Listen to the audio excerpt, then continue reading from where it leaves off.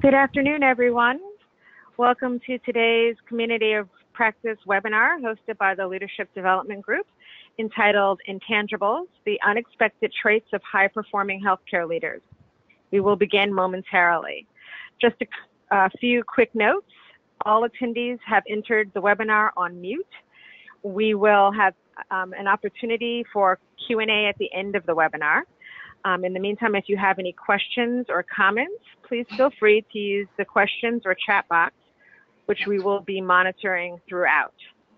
It is now my pleasure to turn this over to Tracy Duberman, President and CEO of the Leadership Development Group.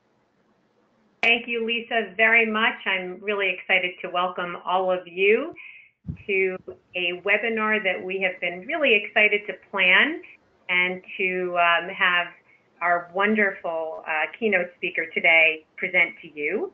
So it's my pleasure to introduce you to Amer Kaissi.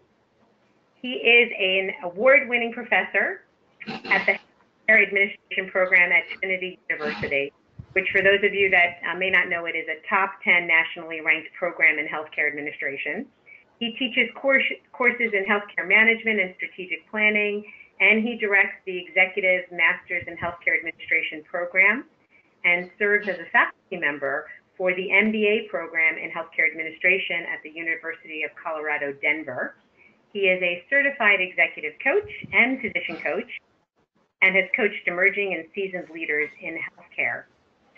His specific area of focus is working with the provider side of healthcare, as the majority of his client work is with large and small hospitals, health systems, and medical group practices.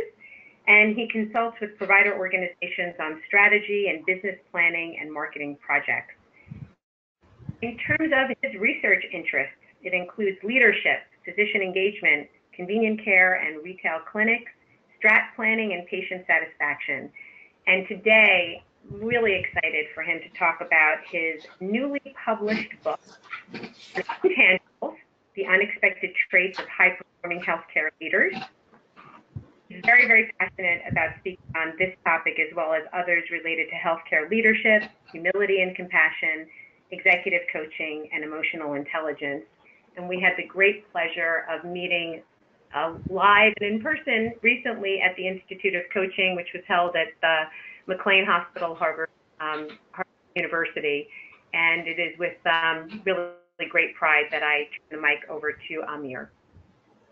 All right. Thank you, Tracy. Thank you for that lovely introduction. I'm delighted to be here. I'm just going to pause here for a moment to make sure everyone can hear me. If you can't hear me, write something in the chat box.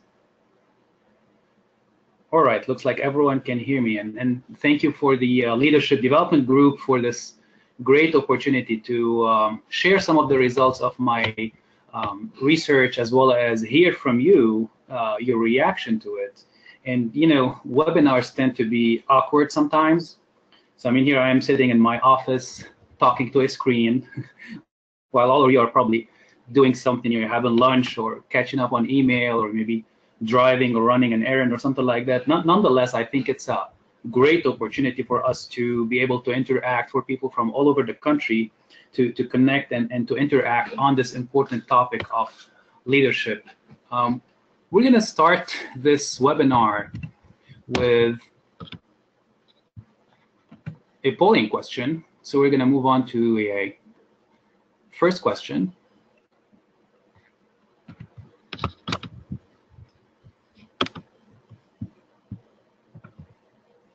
And the question asks, which one of the following would you rate as the top trait of a high-performing healthcare leader? Please select one.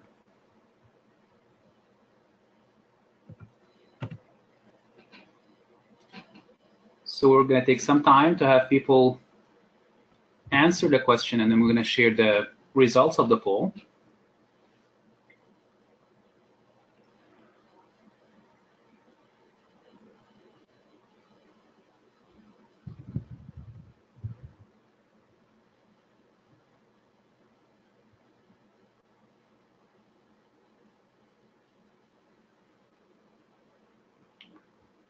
All right, Lisa, are we done with this one?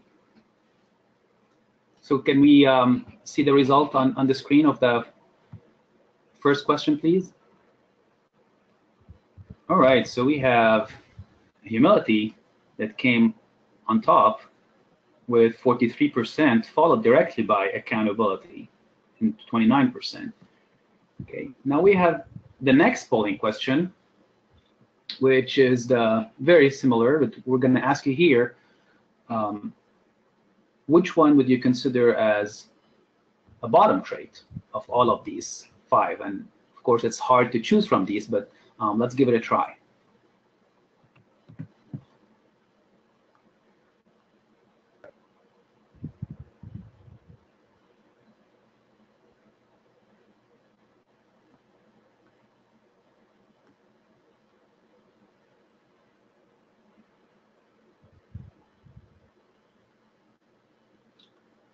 All right, I think we'll move on to the results.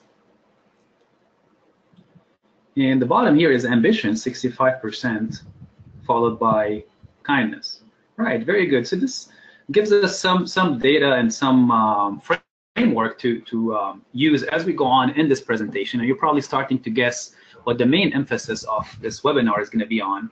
But I'd like us to start by looking at this recent Harvard Business Review study.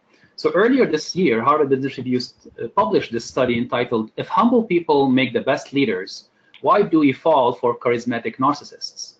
And I'd like you to take just a moment here to think about this question and to help it frame your thinking about some of the topics that we're going to be talking about. So we'll take just a couple seconds here and think about this question of humble leaders, narcissistic leaders, and effectiveness in leadership. So I have been thinking about these issues of humility, compassion, and narcissism in the context of leadership effectiveness. And you know, as Tracy mentioned, I wrote a book on that called Intangibles. Now, in the book, my main argument is that when humility, compassion, kindness, and generosity are combined with ambition, competence, accountability, and strength, only then can leaders reach high performance. Now, I make the argument that those traits on the left-hand side are not enough on their own. Vice versa, those traits on the right-hand side are not enough on their own. Only when these traits are combined with each other can leaders achieve high performance. Now, I want to make this argument to you today, not based on personal opinion, not based on past experience, but rather based on empirical evidence. So let's start with some background on this issue. First, in 2014, the Harvard Graduate School of Education interviewed about 10,000 middle school and high school students and asked them, what was the most important thing for you? About 48% of the respondents of the middle school and high school students said it was achievement. About 30% of them said it was happiness, and only 22% of them said it was caring for others. Now, as a professor, as an educator, these results really got me concerned that only 1 in 5 of those middle and high school students would consider caring for others as their top priority. So I started thinking some more about this and about issues of caring and empathy among younger Americans. And I looked at research that tracked narcissism throughout the years. So there is this thing called the Narcissistic Personality Inventory, which is a 40-question instrument that measures narcissism. You can take it online. It's free and available online. And researchers have been tracking that since 1994. And to give you some context on the NPI, you know, it's a 40-question instrument, and those who score between 10 and 15 are considered to have a healthy level of narcissism. Anything over 15 is considered leaning towards narcissism. And you know, celebrities, for example, they score over 20. So this gives us some context that narcissism among students, college students, as well as among all younger Americans, has been on the rise in this country for the last 20 to 25 years. Now, I did the same test, the NPI, with my own graduate students, and both times we did it, the classes scored an average of 17. So we do have evidence that narcissism is on the rise among college graduates, and that empathy is on the decline. Now, narcissism, the term, as we know, comes from the Greek god Narcissus, right? And we all know the story of Narcissus who fell in love with his own reflection. These days, the modern day Narcissus is everywhere around us, right? The selfie man or the selfie woman. And just for the fun of it here, let me share some results, some research results with you about selfies and millennials. The results show us that it takes about 7 minutes for a millennial to take a selfie. Now that includes taking the picture and then retaking it, of course, because the first selfie is never the perfect one, and then posting it on social media, finding the right emoji, finding the right caption, and finally publishing it. Okay, so that amounts to about an hour of selfie taking per week, or more than 26,000 selfies per lifetime. Okay. Now, despite this rise in narcissism and this decrease in empathy among younger Americans, humility is making a comeback in business and in leadership. Surprisingly, a few years ago, the Wall Street Journal, of all places, published an article that made the case for humble executives. They argued that the best executives are those that listen, admit their errors, and are willing to share the limelight with others. Similarly, the Harvard Business Review also published an article in which research suggested that the best leaders are humble leaders. Now let's talk about humility itself. What is humility? Humility comes from the Latin word humus, which means close to the ground. Not to be confused with hummus, the delicious Middle Eastern dip, all right? So this is a humus, which means close to the ground or to the earth. So applying this to leadership, it means the leader is not working from their ivory tower, but rather is in touch with those that they are leading. An example of humble leadership is Tony Hsieh from Zappos, the online shoe store. The women in the audience know exactly what I'm talking about when it comes to Zappos, right? So let me tell you a little bit about Hsieh and his leadership style. So Hsieh is the leader and co-founder of Zappos. He's obviously a multimillionaire. However, Hsieh doesn't operate out of the usual large corner office with the lush furniture and stunning view. Instead, he works from a desk in the middle of a sea of cubicles, just like everyone else. He is soft-spoken and deferential, and he shares his schedule with everyone inside and outside the company. But his humility is not just about publicity stunts. It's also about owning up to mistakes, which is an important trait of humble leaders that we will talk about later on in this webinar. Let me give you an example. In May of 2010, a pricing mistake on Zappos' website costed the company about $1.6 million in revenue in just 6 hours. So due to a glitch in their system, everything on the website was selling for $49.95 for 6 hours. And people took huge advantage of that. Now, the typical reaction to this situation for any leader would be to find the culprit, possibly someone in pricing, and fire them. However, at Zappos, Hsieh took a different approach. He took to the internet and he explained to customers what really happened. He apologized to his employees, and he promised to honor the purchases that were made, although the company policy did not require that. So he dealt with the problem, he owned the problem, and dealt with it with humility. So how can we define humble leadership? I'm going to talk about humble leadership in terms of 4 main components: authenticity, teachability, transparency, and humaneness. Let's start with the first one, authenticity. Authenticity is a humble leader, someone who's authentic, someone who admits that he makes mistakes and asks their employees, their team members, for their patience when they make these mistakes. Also, the humble leader is someone that admits that she is wrong and asks her team members for their forgiveness, so she is teachable. The humble leader is also transparent in that the humble leader admits that he doesn't know something and asks their team members for their ideas and for their talents. And finally, a humble leader is humane in that the humble leader admits that she can't do it all on her own, and she needs her employees and she needs their talents to help achieve the goals. So in summary, humility is about authenticity, about teachability, transparency, and humaneness. However, humility is not, and this is very important, humility is not weakness, humility is not a lack of confidence, Humility is not the absence of ambition or low assertiveness. So if you don't remember anything out of this webinar today, this is what I'd like you to take with you, is that humility is not equivalent to weakness or lack of ambition. And for the rest of the webinar, I'm going to make a case for that based on empirical evidence. Okay, so where is the empirical evidence that humble leaders are more effective leaders? To answer this question, let's start from the beginning.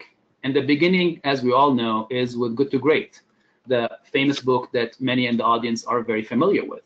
So to refresh your memory, Jim Collins, the author of Good to Great, and his team studied hundreds of organizations over a 15-year time period.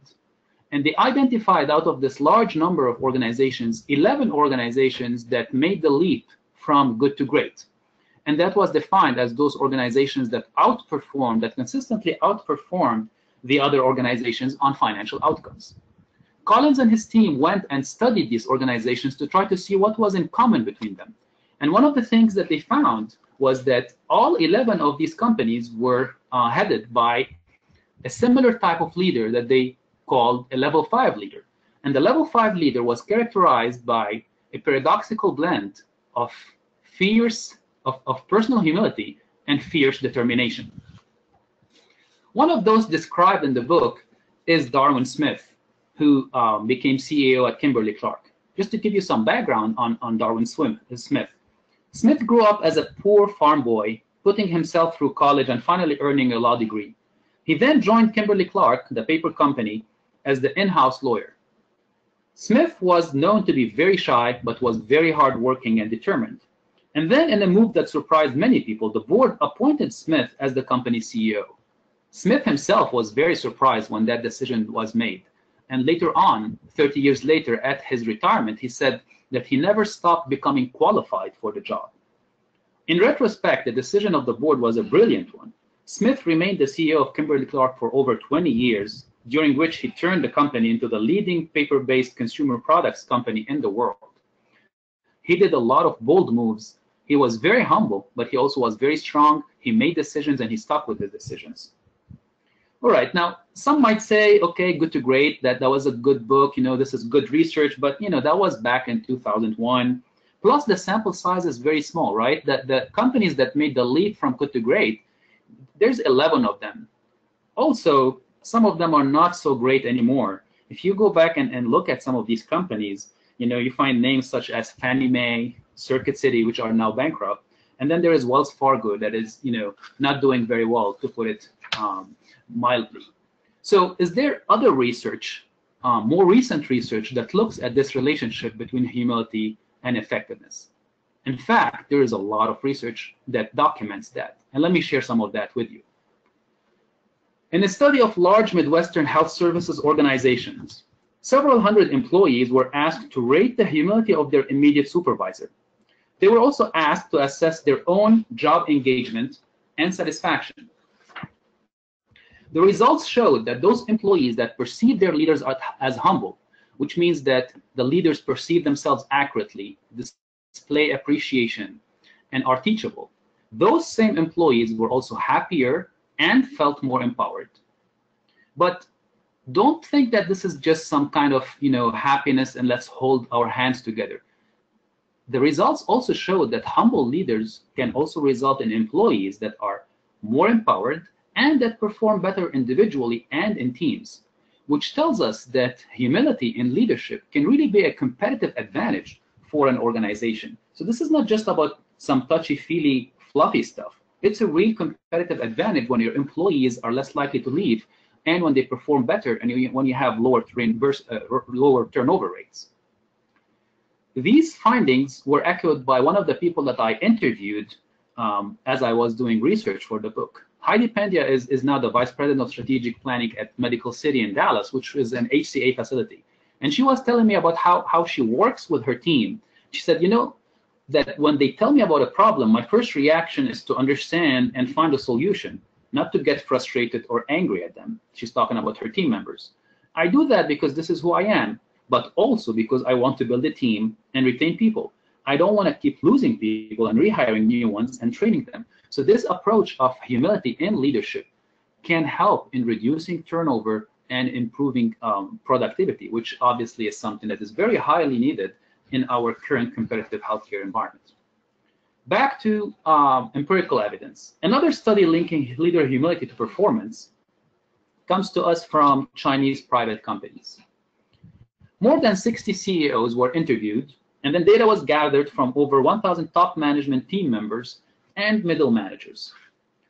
The results here showed that when employees or when middle and top managers perceived their CEO to be humble, which means that the CEO is self-aware, open to feedback, appreciates others, has a low self-focus, and appreciates the greater good, those top and middle managers were more empowered to collaborate, share information, make joint decisions, and develop shared visions, which tells us that humble leaders have a very strong influence on their direct reports, and that leadership humility trickles down throughout the organization by creating a culture of humility throughout the whole company.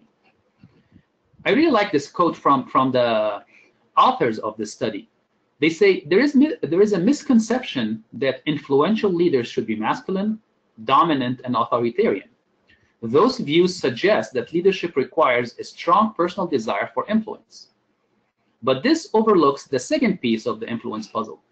Leadership also depends on whether subordinates accept that influence. Their research shows that bold and assertive leaders who lack genuine concern for others undermine their influence on their subordinates. And finally, I'm going to share another study of health services team with you. In this one, the employees examined their leader's humility in terms of whether the leader is willing to learn, whether she admits that she doesn't know, and whether she compliments others. And here, the teams that perceived that their leaders to be better on these behaviors had higher collective humility, team growth, and better performance. Here again, we have evidence that humble leaders lead by example, and when they display those humility traits themselves, that trickles down in the organization and creates a whole culture of humility among team members and among individuals. So if humble leaders are high performers, what about narcissistic ones? We're going to move on here to our next polling question, but before we get to that, I'm going to pause a little bit and just see if there are any questions that the audience has. If you have a quick clarifying question, please don't hesitate to post that in the chat box. And then if you have more meaningful, longer questions, please hold on to these, and we're going to have time at the end to get to the Q&A session. So, Amer, there is one that says just a clarification of defining what humility is when it comes to leaders. I know you've spent some time talking about those in the former slides, but maybe just a succinct definition would be helpful. Sure. I define it in terms of those four main components, but a very straightforward definition of humble leaders are those that think about others before they think about themselves, and think about the greater good of the organization rather than their own individual self-interest. So that would be just the straightforward definition, if you will. Fantastic. That's great. Thank you. All right. So I believe we're going to move on to our second polling question. And here we're asking you whether you agree or disagree with the following question. Narcissistic people have a higher chance of obtaining leadership positions than their non-narcissistic counterparts. So we'll give a few minutes for everyone to answer this question, and then we'll take a look at the results.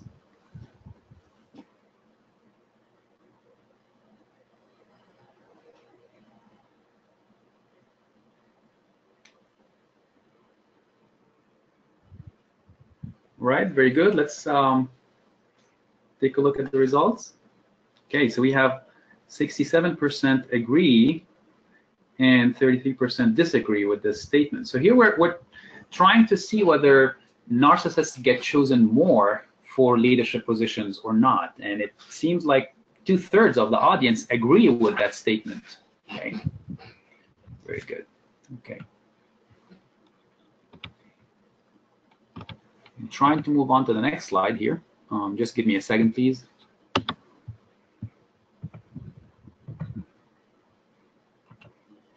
Okay. So speaking of narcissistic leaders, what are some examples of a narcissistic leader? Many of us can think of at least one or two examples of celebrity CEOs or someone that we have worked with that fits the description of a narcissistic leader. Let me talk to you a little bit about Larry Ellison. Ellison is the founder and the previous CEO of Oracle, which is a computer technology company. Now, Ellison is one of the richest people on the planet, and he does everything that you would expect a narcissistic celebrity CEO to do. He owns mansions all around the world, has a large collection of luxury cars. He's been married and divorced 4 times. It is said that he was dating as 3 of his employees at the same time. So he fits everything that we would imagine a narcissistic CEO would do. In one of the most famous quotes in the history of corporate America, and an Oracle employee was asked, "What do you think about Larry?" And this is what the employee said. He said, "The difference between God and Larry is that God does not believe that he is Larry." So obviously, Larry Ellison was a narcissistic CEO. However, he was a very successful CEO. He started the company with only $1,200 from his own money to found Oracle, and then he took it to become a billion-dollar multinational giant, which makes us wonder about the personal and organizational success of narcissistic leaders. The question that I'm going to try to answer is, do narcissistic leaders succeed because of or despite their narcissistic traits? So let's look at some of the traits of narcissistic leaders. Most of us who have worked with them would say that narcissistic leaders tend to be sensitive to criticism, thin-skinned, they don't value teamwork, they have low empathy, and they are exploitive. And please note that I'm not making any political statements here, okay? This is strictly business and research. I don't know why every time I show this slide, people think that I'm talking about some politician. I don't know who they're talking about. I'm just gonna move on with the results of the study. All right, so empirical evidence, narcissistic leaders. What does the evidence tell us? The research evidence tells us that narcissists tend to be chosen more for leadership positions. So initially, narcissists, because they are self-promoting, because they are confident, extroverted, and entertaining, people are drawn to them. Okay, so narcissists tend to be chosen more for leadership position. So we had the audience, 67% of the audience agreed with that statement, and the research supports that yes, narcissists tend to be chosen more for leadership positions. However, over time, narcissists are viewed as ineffective leaders by their employees and team members. And that is because narcissists tend to be hostile, arrogant, cold, and overall they're just poor managers, and they're not very effective team players. So this leads us to talk about leadership emergence versus leadership effectiveness. These are 2 very different phenomena. So the traits that are required to emerge as a leader are very different from the traits that are required to be effective in the long run. And the research supports that. Now, to better understand this concept of leadership emergence versus leadership effectiveness, we're going to have to understand a very sophisticated management theory called the chocolate cake model. So the chocolate cake model argues that relationships with narcissistic leaders can be a paradoxical experience, much like eating chocolate cake. So think about it. When you're eating chocolate cake, the first bite or the first few bites, or for some of us, the first few slices, are usually very rich in flavor and texture and extremely gratifying, right? You're eating that chocolate cake is very, very gratifying. After a while, however, the richness of the flavor makes you feel increasingly nauseous. So if you're asked to eat the whole chocolate cake in one sitting, you're going to be starting to feel nauseous. Being led by a narcissist could be a similar experience. Initially, narcissists may be perceived as effective leaders. We are drawn to them because they're very magnetic and they're very interesting and they're very entertaining. But over time, as you work with these narcissistic leaders for a long period of time, these positive perceptions are going to decrease over time. So let's dig in a little bit deeper into the evidence between narcissism and effectiveness. And the empirical evidence shows that there's actually a mixed relationship between leadership narcissism and effectiveness. Let's start with one very interesting study that looked at the effectiveness of narcissistic leaders during the economic crisis of 2007. So they studied 390 organizations, and they looked at whether the CEOs were narcissistic or not, and then they looked at the effectiveness of how these organizations dealt with the economic crisis of 2007. The results of the study showed that firms with narcissistic CEOs actually outperformed firms with non-narcissistic CEOs during that 2007 crisis. Now, we may be wondering, how come? Well, in this case, under a major environmental event like the 2007 economic crisis, narcissism is a strength because narcissists have no empathy when making major decisions. So there are some situations where narcissism can come in as a strength. And the authors explain that finding. So they say, in times of radical change, lack of empathy can actually be a strength. A narcissist finds it easier to make decisions such as buying or selling a company, closing and moving facilities, and laying off employees. Those decisions that are going to make a lot of people angry and sad, and that are going to make the leader less popular, but they don't care about making, or they don't think about the consequences of making these decisions because of their narcissism. So we have established that in some situation, such as under severe environmental pressure, narcissists actually can be more effective in those situations. However, what does the research say about narcissism in general, in all kinds of situations? A comprehensive study of more than 1,900 individuals with leadership responsibilities in 6 companies measured the effectiveness of these leaders in terms of their supervisor reports, subordinate reports, as well as their peer reports. So what is known as the 360 feedback, right? And the results of the study showed that the relationship between effectiveness and narcissism is an inverted U-shape, which means that very high narcissism does not lead to effectiveness, but also very low narcissism does not lead to effectiveness, but rather there is a sweet spot right there in the middle where just the right level of narcissism leads to effectiveness. And we had talked earlier about this when we talked about the NPI, the Narcissistic Personality Inventory, and we said a score of 10 to 15 is a healthy score that is likely to lead to effectiveness in terms of all kinds of relationships, but especially in terms of leadership relationships. And here again, let me show the results of another study. This is a study by Stanford professor Charles O'Reilly and his colleagues that looked at the compensation of narcissistic CEOs versus non-narcissistic CEOs. So they wanted to see whether narcissistic CEOs were paid more. And the results actually showed that they were. Narcissistic CEOs, by the nature of their personality and how they have boards drawn to them, received higher pay. However, they did not have better performance than the other CEOs. So they were getting paid more for the same amount of performance, or maybe in some situations for lower performance, which tells us that according to this study, shareholder value for these organizations was sacrificed for the CEO's narcissistic personality. The last research study that I'm going to share with you in relation to narcissism was an earlier study from couple months ago that was published in Harvard Business Review. And here they looked at successful CEOs and tried to identify what were the traits that differentiated successful CEOs from less successful ones. And listen to what the authors say here. They say, our analysis revealed that while boards often gravitate towards charismatic extroverts, in other words, narcissists, introverts are slightly more likely to surpass the expectations of their boards and their investors. So high confidence more than doubles a candidate's chance of being chosen as a CEO. Back to this theory of leadership emergence, right? They're more likely, because they have the confidence, because they have that presentation, they're more likely to be chosen as CEOs, but does not provide any advantage in terms of performance on the job. In other words, and this is the perfect summary for what we've just been talking about for the last 5 minutes, what makes candidates look good to boards has little connection to what makes them succeed in the role. As part of the research that I did for the book, I also surveyed about 575 executives, directors, and employees working in 10 large health systems.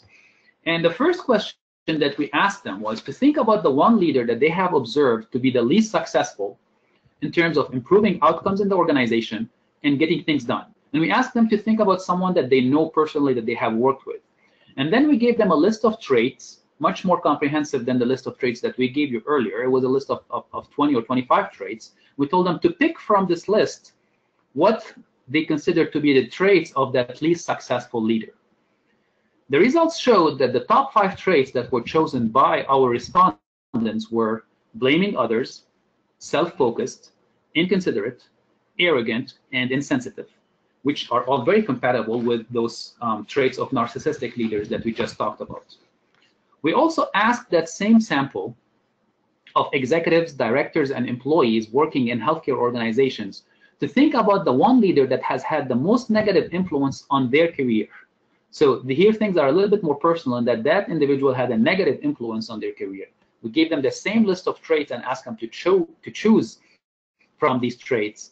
And the top 5 traits that were chosen here were arrogant, inconsiderate, condescending, blames others, and self-focused, which again is in line with the results of the studies that I shared earlier.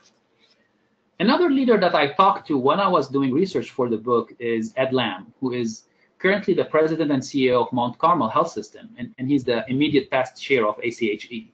So I asked Ed about the narcissistics and the humble leaders, and here's what he said. He said the yeller and screamer kind are insecure because they use intimidation and fear tactics. Here again, look what he said. He said they might get things done in the short term, but people won't stay long term. They're not motivated to bring others to help achieve the vision. However, when you are humble, when you create an environment where you are approachable, you can get things done. People are comfortable coming to you to talk about everything, about problems, which has a huge effect on outcomes, because in this way, people are not worried, they're not walking on eggshells, but rather they can come to you and say, I don't know how to do this, and then you can get others involved and get problems solved. Okay. So next, we've covered humility so far, and we've covered the relationship between humility and effectiveness, and we talked about narcissism.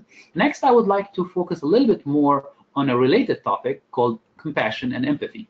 But before I do that, I'm going to pause again to see if there are any immediate clarification questions that the audience would like to ask and would like an immediate answer for. And again, if you just joined us, we're going to keep the longer or the more content-related questions to the end of the webinar. Are there any questions? No additional questions have been posted, and I know we've got a lot of great content to go through, so I'm going to suggest we continue forward, and we'll have some longer-term questions at the end. All right, we will march right on. So switching gears to talk about compassion and empathy. Obviously, all of you have been following what's happening in the corporate world in the last year, and if you really think about what has happened the last year in terms of some of the corporate scandals that took place, the one common thread between most of these corporate scandals have been lack of empathy from the top. Whether we're talking about United Airlines or Uber or any other situation, it really starts with a lack of empathy and lack of compassion at the top that trickles all the way down. So just like humility trickles all the way down, creates a culture, lack of empathy and compassion can also trickle down and create a different kind of culture. So what is compassion, right? How are we defining compassion? At the very basic level, at the very individual level, compassion can be defined in terms of 3 main components. First, at the cognitive component, compassion tells the other person, I understand you. At the emotional level, compassion tells the other person, I feel for you. And then at the behavioral level, compassion tells the other person, I want to help you. Now, before we go any further with evidence on the relationship between compassion and empathy and leadership effectiveness, I would like to stop for a moment and ask a very important question, which is compassion a natural human trait? Are we as a human being biologically wired to be compassionate? Now, we don't have a definitive answer to that, but we have some evidence. And some of that evidence comes to us from those cute monkeys called capuchin monkeys. Now, capuchin monkeys are very smart primates and are often studied because they're biologically very close to human beings. So let me share just a short experiment with you about what they did with capuchin monkeys. So in one experiment, they had two monkeys in a cage, monkey A and monkey B. Monkey A was given food, okay? And then was given the choice to share some of its food with monkey B. Now in the first scenario, monkey A had seen monkey B already eat. In the second scenario, monkey B had not eaten yet.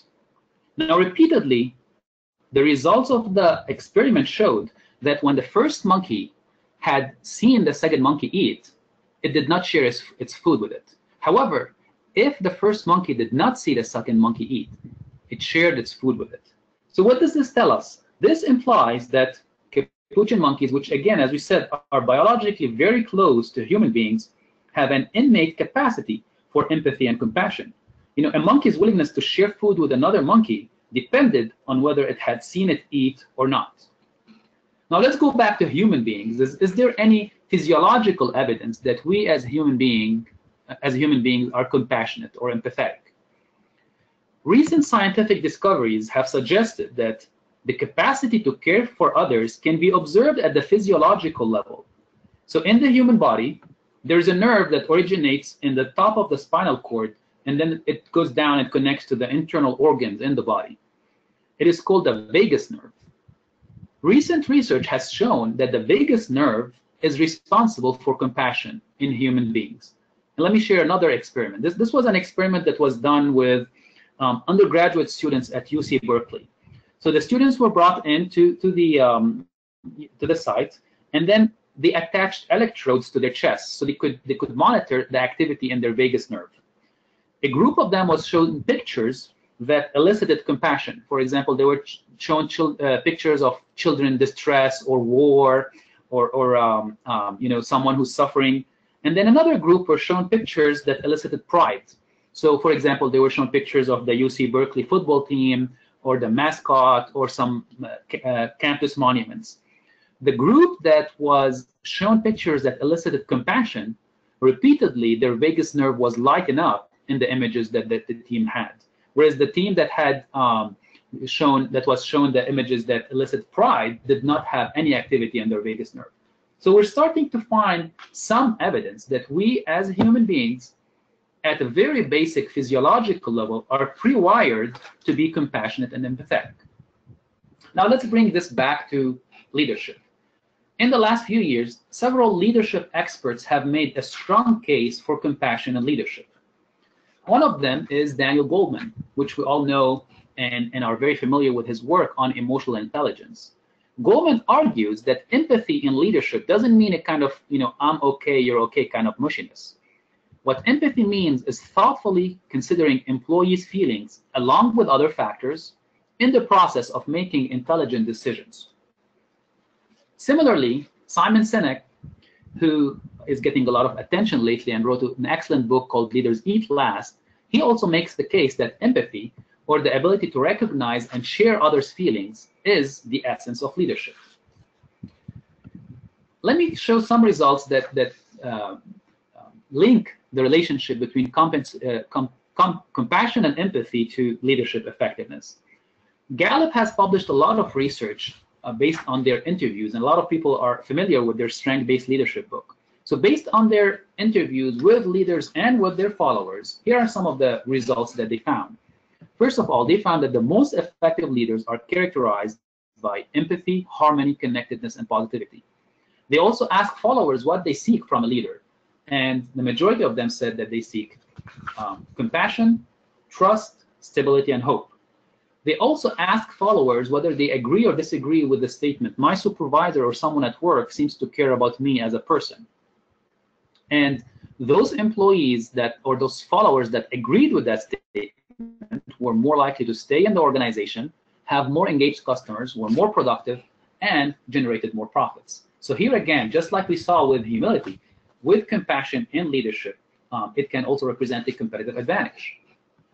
Back to some of the research results from my sample and from my study, we asked that same sample to think about the one leader that has been very successful against someone that they know. And here, the results, the top 5 traits were a combination of accountability and compassion.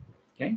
We also asked them, which is very similar to what the audience in this webinar had identified in the first polling question.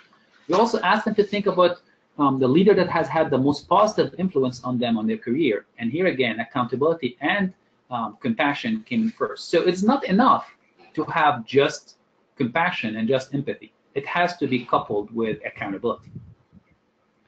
I think we're ready here for our last polling question. And this question here deals with whether you think it's possible to train leaders to become more humble.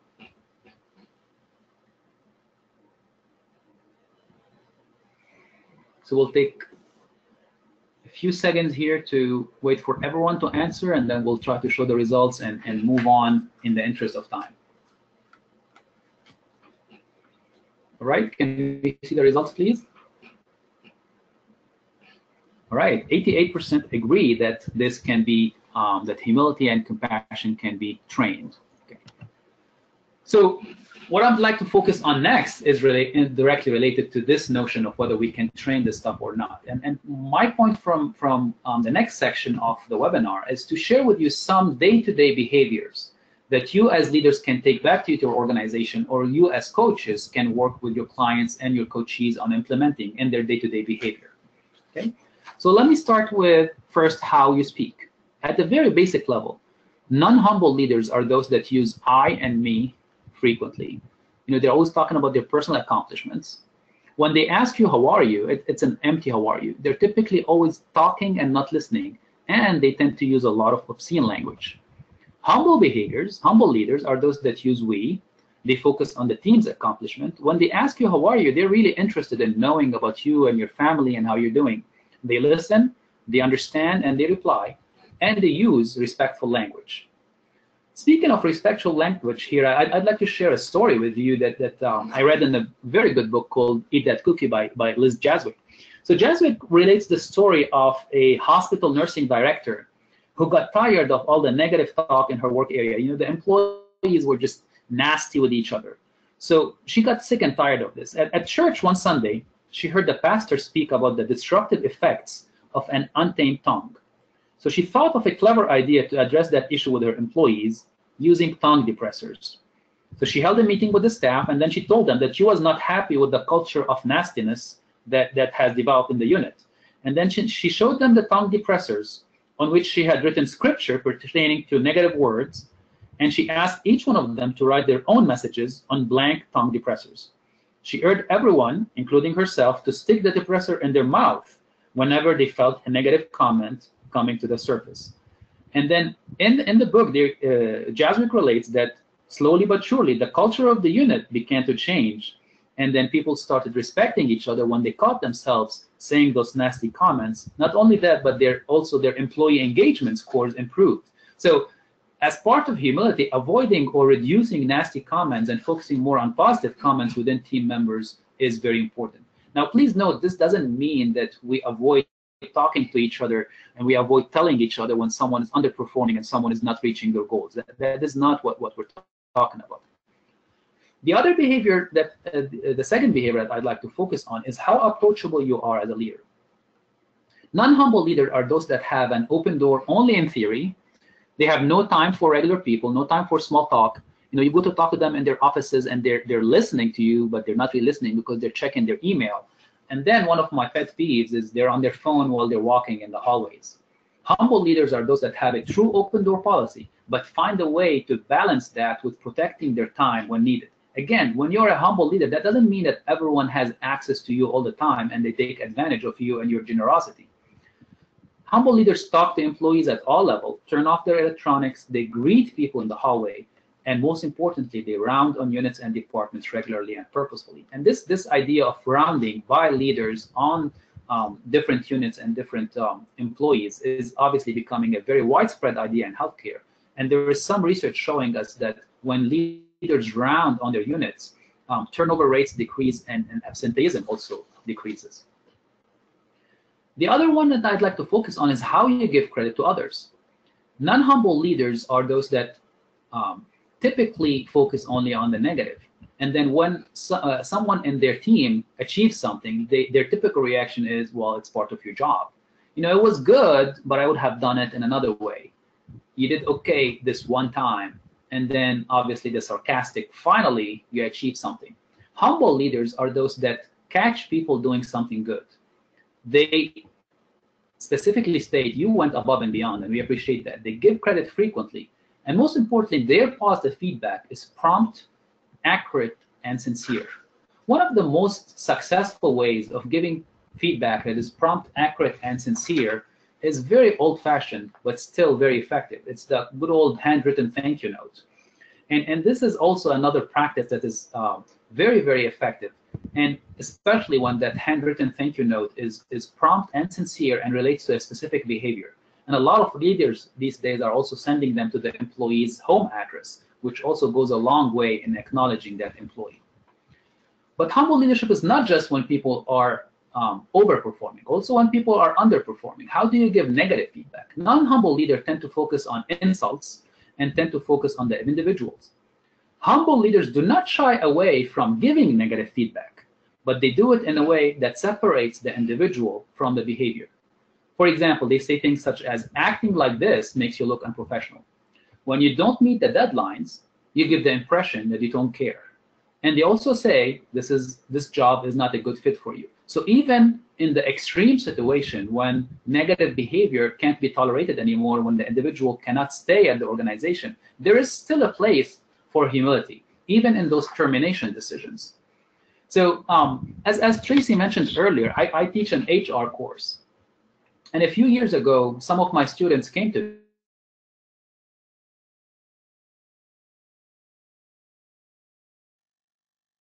us, and we're really scared to death from terminating people, from firing people. Can you talk to us about firing people?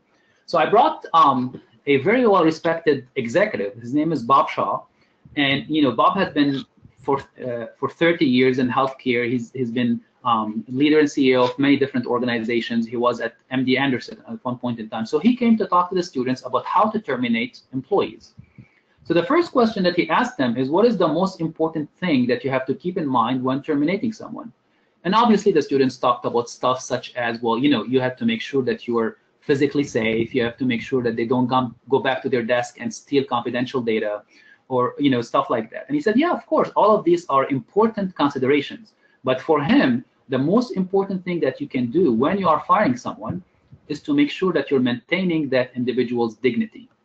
So of course, here we're not talking about situations where an employee broke a law or acted in an immoral way. We're talking about situations where there was lack of fit, or the employee was just not performing. In that situation, according to Bob, the most important thing to do is to make sure that you're keeping the dignity of the individual. So we finish the lecture, and then we go out of the classroom, and I'm going with Bob. We go in the elevator, and then the elevator stops at the second floor, and then a woman walks into the elevator. The minute she sees Bob, the executive, she goes towards him and she hugs him, and they start talking with each other like they're old friends. And then she exits the elevator. I'm walking with Bob. We're going to lunch. So I asked Bob, I said, who was that? And he said, oh, that's someone I fired 5 years ago. And he said, she was working for me on my team at the cancer hospital, but she wasn't a good fit. The position was not a good fit for her. So I terminated her, but then I helped her launch her career somewhere else. And here she is now working at the university and doing really well. So that's what we're talking about when it comes to humility. It's not about allowing subpar performance, but it's rather about recognizing that the individual may be more successful in a different situation. Everybody has a plan until they get punched in the mouth. So we all have a plan. We all have a plan to be humble, compassionate, and kind with each other if the world is going according to our plan, right? If we had our morning coffee and there's no traffic and everything is going well, we have a plan to behave in that way. But how do we behave in situations of crisis, right? So I like this quote by a great philosopher who said everybody has a plan until they get punched in the mouth. And if you're wondering who that is, it's Mike Tyson, by the way. Okay, so how do we behave under situations of crisis or when there is failure, right? That determines and that differentiates the humble leaders from the non-humble leaders. The non-humble behavior is to yell and scream, don't take responsibility, and finally, when you're forced to make an apology, it's the typical, mistakes were made. The humble leaders are those that are calm and controlled. they accept responsibilities, they have tough conversations with low performers. And this is very important. We've emphasized this point here about humility not being weakness or not allowing performance. And finally, the humble leader is the one that always owns the problem and says, I made the wrong call. One of the best leadership books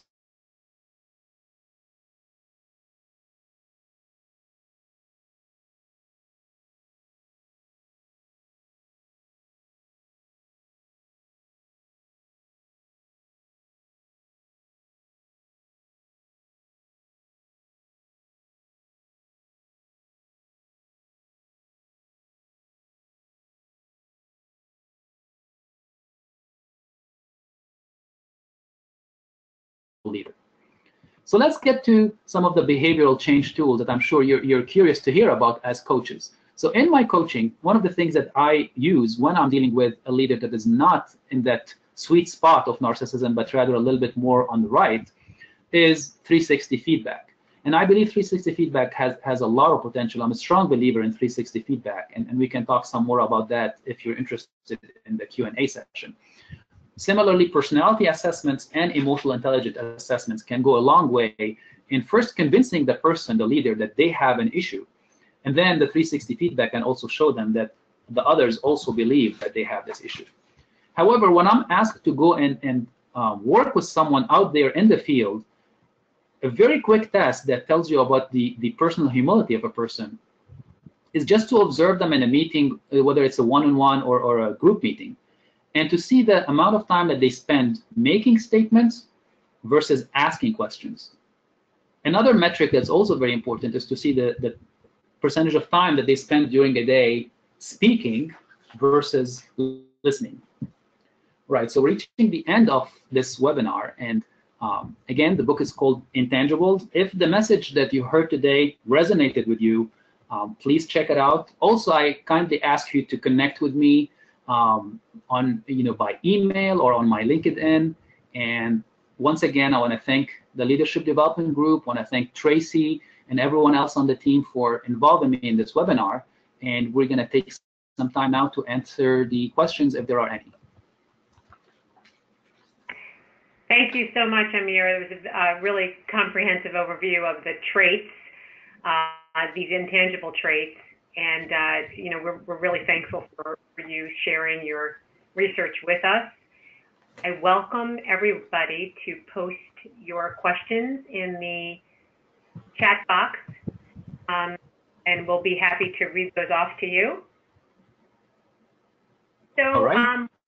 One question in particular is, as coaches, we use multiple different assessments as part of our coaching programs. Which are, would you say, the most important tests that would be able to answer the questions around humility, compassion, accountability for us to do our assessments? Yeah, and thank you for that question, Tracy. And I don't think there is one test or one approach to go about it. I think, any test that you use can give you an indication of whether that leader sees themselves as humble or compassionate, but most importantly, whether others see them as humble or compassionate.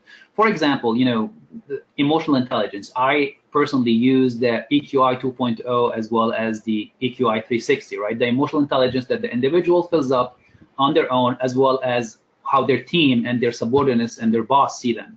And when you do that, typically for a person that is low in humility and a little bit high on narcissism, what you're going to find is you're going to find some important results. For example, you're going to, for those who are familiar with the different dimensions in such a test, self-regard is going to be high, extremely high. Assertiveness is going to be extremely high too.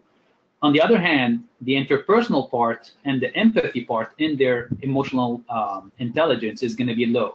So some of the things that coaches can do when it comes to self-regard, for example, if you're coaching an individual specifically with self-regard, one of the questions that can be asked is to ask them, how do they typically react to mistakes?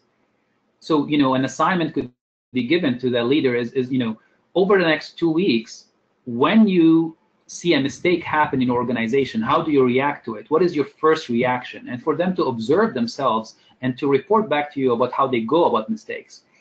Another idea, for example, when it comes to empathy, right? For those individuals that score low on empathy, one of the assignments you can give them is say, before next meeting, prepare a list of attendees that are going to be coming to the meeting and try to anticipate what are their needs and expectations from that meeting and try to predict how they will act. Now, for someone who's never thought about other people's point of view, that's a very eye-opening exercise. One last thing I would add, typically people who are low in humility do not score very well on the interpersonal dimension of emotional intelligence. So obviously here you can encourage them to take time to develop relationships and go talk to employees and team members and ask them about their family members, their hobbies, their needs. I mean, it sounds like very basic stuff, but it's amazing how many people do not believe that they need to be close to their team members, their employees. There's this worldview that some non-humble leaders, narcissistic leaders have, which is to never get close to your employees, which obviously, as we have shown through the research today, is not very accurate. So I will stop here with just the emotional intelligence part, and then maybe I can share some more if there are other questions.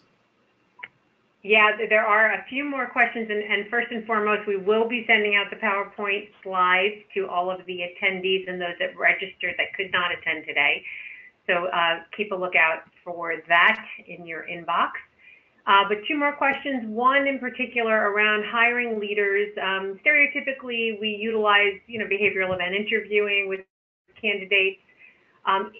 If you're not using psychometric assessments like the EQI, et cetera, how can you assess for humility in the interview process? An interesting question because selling oneself as being humble seems a bit counterintuitive. Sure. No, absolutely. That's a very good question, and it relates directly to the point that we made earlier, which is the narcissistic leaders tend to be chosen more because essentially in an interview they're the ones who are very entertaining, very magnetic, and they're able to sell themselves better, and they tend to get the job more than the more humble leaders. So there's no easy answer for this one. If I may offer just a couple of observations here, because I don't claim that I have an answer for that about how to hire a humble leader or how to screen for a humble leader in an interview process. I think some of the things that you can look out for is their overall behavior in the interview process. And granted, people are at their best behavior when they're interviewing, and this is they're the best version of themselves that you're going to see. But there's still some little things that you can look out for, such as how they treat, for example, the person who is coordinating the travel, right? How they treat your assistant, how they react to the people that are not in positions of authority. So that would be one. Another one that I would look out for is when they're talking about their past accomplishments, the use of the word I versus we. Okay, that's an important indicator. And of course, here you want them to sell themselves. You want them to talk about their personal accomplishments. But if they're taking credit for every single good thing that happened in their past jobs and past organizations, that could be an indicator for you that they haven't bought into this idea of humility. You can also observe, whether the type of questions that they ask are these the kind of questions in which they're really trying to learn about the organization, or is it the kind of question in which they're trying to show off their knowledge?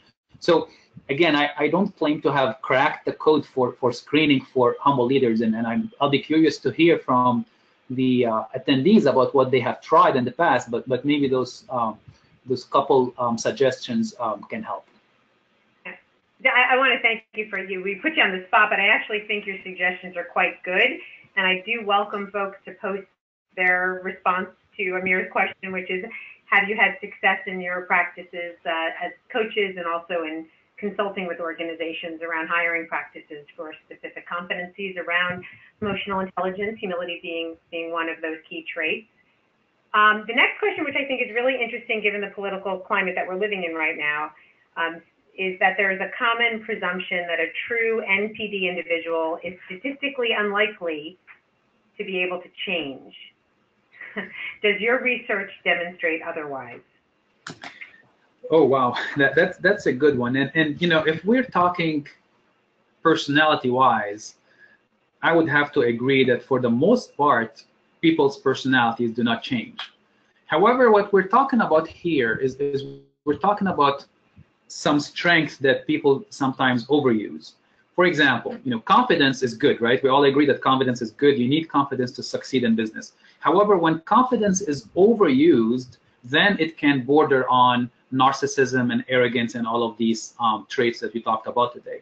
So I don't think personality can change, but I think where behavior change can happen and where coaches can really help is to help the leader dial down some of those strengths that they overuse. For example, if we're talking about you know, overconfidence or you know, being overbearing or something like that, we're not talking about a complete personality makeover for that individual. That individual will never become 100% humble individual. Well,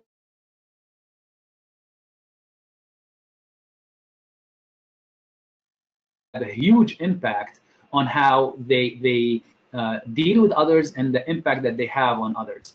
And you know, here, since we're talking about behavior change, I'm reminded of one of the first examples in history of behavior change with you know, Benjamin Franklin. You know, as some of people in the audience know, Ben Franklin was trying to work on improving himself repeatedly. So he first identified 12 habits or 12 virtues that he wanted to work on. And then one of his friends told him, you know, you need to work on humility because you're overbearing and you don't listen and all of that. So he added the humility to his list of virtues, and he had like a very systematic plan of working on each one of these virtues for, you know, a week of or 4 weeks of the year. So he had, you know, 13 of them, and he would alternate, and he would put a black mark in his little record book on when he didn't follow that virtue. But then, you know, when he reflects back at his behavior change, he says the one that was the hardest for him to achieve was humility. That's the one that he couldn't beat down. He could not beat his own ego while recognizing the importance of humility. So when he started doing a little bit of that dialing down that I just talked about, he found out all of a sudden that people liked him more, that people were more willing to listen to his suggestions. He found that his you know, political goals were much more easily achieved when he talked less and asked more questions, when he was you know, less overbearing on others. So I agree that behavior change is very hard, especially changing a personality. But I think where the role of the coach can come in is to help the individual dial up or sometimes dial down or sometimes dial up that humility. And I'll say that I've also worked with individuals that were on the other end of narcissism, who had very little narcissism, which also is not very healthy. So how do you dial that up by 10% so you can be a little bit more assertive, so you can speak up in meetings, and so you can express your opinion? So either way, I believe people can dial up or dial down by 10 to 15%, but a personality makeover, I think that's very hard. And here again, I would like to hear from the audience and see what they think. You know, one of the other questions that's coming up is around that curve that you alluded to early on in the presentation. There's a sweet spot in terms of narcissism and organizational performance. Given the new millennial generation that's coming up and their proclivity to narcissistic behavior, what are some special techniques that coaches can use with the millennial generation, in particular around building a case for development around empathy and compassion? Yeah, I think this is a very important topic, and you know, as someone that deals with millennials on a daily basis, I'll say, you know, one of the first things that we have to do as educators, but also as leaders that are going to be hiring those millennials in our organizations, I think one of the first things that we need to do is to put some of the stereotypes aside. So I did share some research results today that show that narcissism is definitely on the rise, and this is you know, backed by research. But at the same time, I think we have to get over some of the stereotypes that we have about millennials being, you know, totally entitled and lazy and don't work hard and all of these things. in my experience with dealing with millennials in the graduate program in healthcare administration, I mean, yes, narcissism is high, but we really have to ask ourselves, why is narcissism high? Typically the answer that you get is, well, this is the generation that was given seventh place trophies and was given participation awards, and that's why their narcissism is high now. Great, but who gave them those seventh place trophies and participation awards? It was us, our generation, and the previous generation, their parents, their teachers, their coaches. We are the ones that fueled that. So we need to recognize our share of the problem first, and then we need to get past the stereotypes, because I can tell you from working with a lot of millennials that they are not lazy and that they are not entitled. Now, they do have more confidence than previous generations, because competition is much harder than it used to be. To get into a good school these days is much harder than it used to be 20 years ago when we were trying to get into schools. And they have to have that confidence. They have to have that little bit of that narcissism, and maybe it's a little bit over the healthy sweet spot, but some of them have found that this is the only way to compete and to stand up from the crowd. Same way as getting into a good internship or a good residency. That has become much harder, especially in healthcare administration, than it used to be. Back in the days, there were 5 programs that graduated people with master's degree. Today, there are 100 programs, and all of them are producing graduates. So the competition has increased. And as a millennial, you have found that you have to be a little bit more narcissistic in order to promote yourself and show yourself. So I know I'm talking on both sides of my mouth here, but I really believe that in a lot of what you read about millennials, there are a lot of stereotypes and misconceptions. And I've found in my work with them that they're very hardworking. I mean, this is a generation that started working on its resume since they were toddlers. They're overachievers. The amount of things that they do in their free times is mind-boggling for me. And here we are sometimes calling them, lazy or entitled, where really they have high confidence, but they have achieved a lot, and they had to achieve a lot in order to compete. So I'll stop here. I'll get off my soapbox and see what others have to say.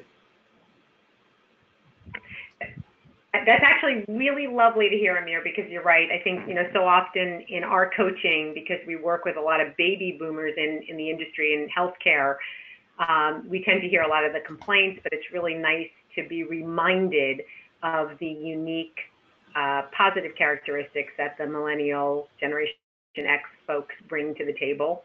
So thank you for the reminder.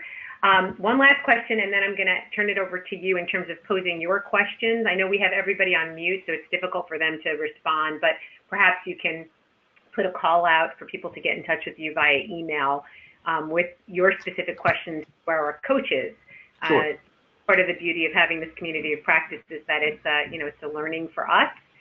We get to learn from folks like you, but also you get to hear from practitioners that are out there doing the work about what's best practice and what we see as some of the benefits and challenges in terms of the work that you're doing with humility. Absolutely. The last question was, in terms of being coaches within healthcare, working with executives and physicians in particular, anything that we need to be aware of as we work toward developing empathy and compassion? Is it easier in our industry? Is it harder? Are there some tricks to the trade? Sure. That, again, a very good question. If you really think about it, healthcare, we are in the business of compassion. I mean, we are supposed to be taking care of patients during their most vulnerable time, right? And we have to be compassionate. We have to be humble. We have to be kind when we're dealing with employees, especially I'm talking on the provider side.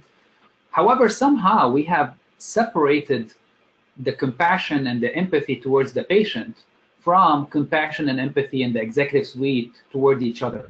So we all accept that we have to be compassionate towards patients and their family members, but somewhere along the line, in some places, obviously, and not all places, because as I mentioned in the book, there are excellent case studies of organizations that have embraced cultures of compassion and kindness and humility. But in some organizations, somehow we made a distinction between the culture that exists in dealing with the patient versus the culture that exists in the executive suite and between managers and middle managers and all of that. So we forgot about the importance of compassion and humility in treating each other. We just assumed that our staff is going to treat the patient with compassion without having a culture of compassion that trickles all the way down from leadership to all the levels in the organization. In the interest of time, I'm going to stop here, but there are obviously some specific issues in relation to physicians and physician leadership and how they transition into leadership and how the whole humility aspect works. And I will just say one word here. If you really think about it, we're asking physician leaders to be humble, but if you go back and look at their training in medical school, for example, everything in medical school was to train the humility out of them rather than to teach them to be more humble. So, it's a little bit of a unique situation when it comes to physicians transitioning into leadership positions, and all of a sudden we require them to be team members and collaborative and all of that, whereas everything in their training and everything in their medical practice encourage them to be individualistic and to make decisions on their own. And obviously this is a more complex issue that we can, that deserves its own webinar, but I just thought I will offer that one observation about physicians and transitioning into leadership positions. Yeah, and I'm happy to say that there's been some transition in the American College of Graduate Medical Education to really focus on interpersonal sensitivity and compassion as the requirement for residency programs. So I think we'll see a real change in that area in the future. So I appreciate that. Okay, so Amer, I'm going to leave it to you at this point to wrap up the presentation today and to pose any questions that you'd like to our cadre of coaches and consultants. Certainly get in touch with you via your email that's listed on the last slide. So take it away. Sure. Again, the argument that I made in this presentation, and hopefully it was convincing, was that you need compassion, you need humility to be combined with strength and accountability in order to reach high performance. And I'm very interested to hear from the coaches and the leaders that are on the line today about their experience, their own experience, but also the experience of the people that they have worked with. And if you can, send me your thoughts and your insights and maybe case studies or stories of humble or non-humble leaders that you've observed, and whether these have been effective or not. I would really appreciate to hear from you and to start a dialogue and to bring this more to the forefront in making it part of leadership development programs and all of the programs that organizations put in place to better prepare their leaders for executive positions. So again, you can see my email address. I'm happy to connect on